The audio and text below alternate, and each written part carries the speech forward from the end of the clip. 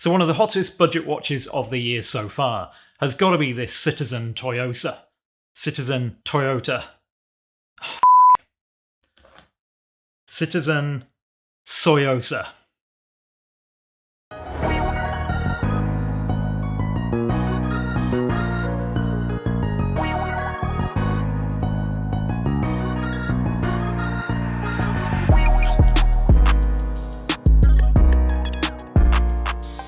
Now, back in 2020, Rolex launched its Oyster Perpetual series in a range of different sizes, but more importantly, with several different brightly coloured dial options to choose from, including red, yellow, and turquoise, which soon became known as Tiffany blue, and is probably now the most sought after of the bunch.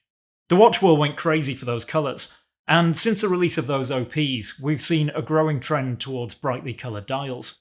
And of course, where luxury brands lead, it usually isn't long before more affordable brands follow.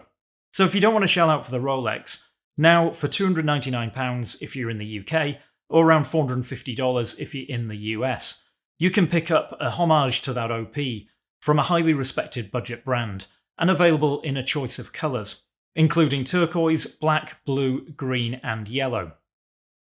However, this Citizen NJ015, or TSUYOSA, as I'm told it's pronounced with a silent T, isn't a straight facsimile of that Oyster Perpetual. Of course it borrows heavily from that model, but there are also design elements which are clearly influenced by other models in the Rolex range. It looks almost like the love child of a weird tryst between a current OP and a vintage OP date, while that case comes straight from the vintage Oyster quartz, and the bracelet is what can only be described as presidential. There are some design influences from other brands too, but while on paper this sounds like a mashup that could be a recipe for disaster, in my opinion at least, the end result actually works rather well. The stainless steel case is 40mm, with a thickness of just 11.7mm. The lug-to-lug distance is 45mm, but in practice it's a little larger than that, as that first centre link protrudes by a couple of millimetres from either side of the case. The crown is at the 4 o'clock position and is deeply recessed, so it's almost flush, but it doesn't screw down, and this watch has a water resistance rating of just 50 metres. The case has a brush finish to the top and a high polish finish to the sides, and there's a smooth, highly polished bezel. The crystal is sapphire and flat, aside from this magnifying bubble over the date window at 3 o'clock. Under the crystal, the dial has a satin radial finish. There are applied baton-style hour markers with high-polished edges, which are set inside a minute track with square markers at the end of each of the indices.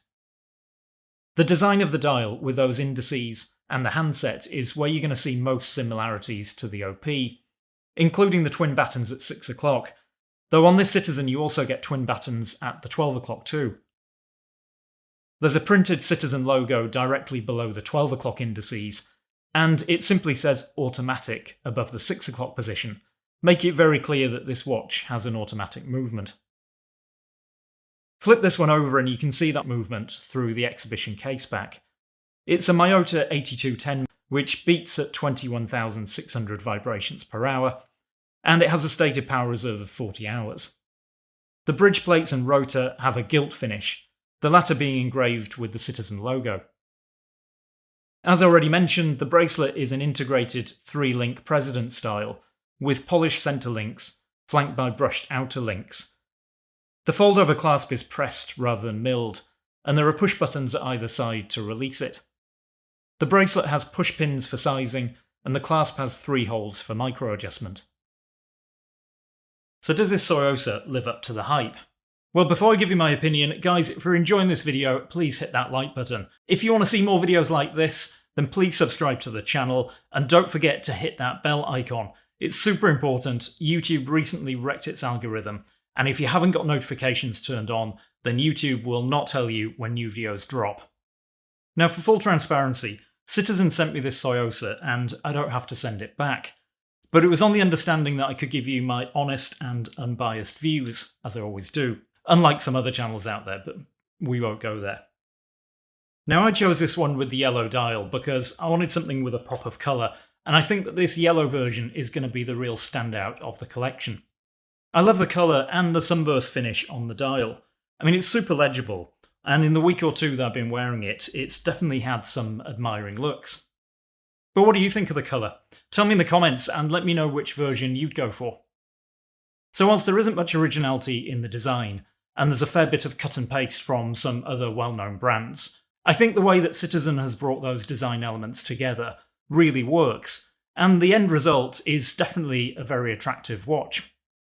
But while the finishing on the case is nicely done for the price, the bracelet is another matter. I'm not the biggest fan of president-style bracelets.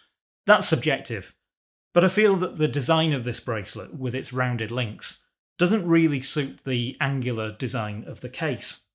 I think something with flatter links would have been much more in keeping.